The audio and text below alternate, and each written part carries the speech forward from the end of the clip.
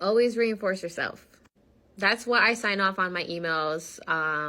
Always reinforce yourself, because I feel like people forget, like, hey, you deserve to be reinforced yourself too. Like, you need to acknowledge how far you've come, and, you know, you deserve to have a break. And sometimes you could forget, like, sometimes when you're on a mission to accomplish something, it's like you don't really give yourself credit for all the steps that you've accomplished to get to where you're trying to go.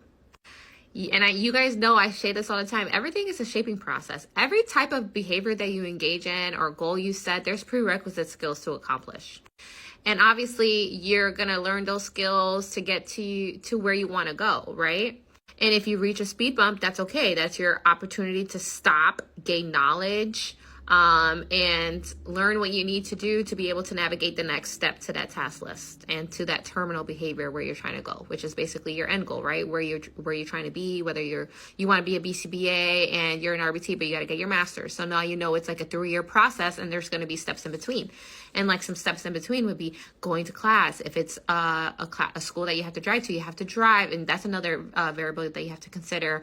I live in Connecticut, so you have to consider the weather conditions during driving. You see what I mean? Everything that you do, especially if it's a long-term commitment, just know that you should be always reinforcing yourself, because you are the one navigating where you want to be in the future. And a lot of the stuff that we do, we're the only ones responsible for engaging in that behavior. Like, we cannot expect someone else to accomplish those goals for us, especially when it's something that we know we have to do on our own. So know that you deserve to be reinforced. Like, take a little break, even if it's just 5 minutes to leave the computer and go make yourself a little cup of coffee. Like, you need to find ways to make your day motivating and reinforcing for yourself, to really just make the transition just that much more smoother. And like, you actually create these little habits that actually become like essential, and it's like, oh my gosh, I need to have my coffee. And then like, okay, you know, you have to get 4 hours worth of homework done, so it's like, okay, let me take this little 5-minute break, be reinforced, and it's going to motivate me to continue. So always reinforce yourself.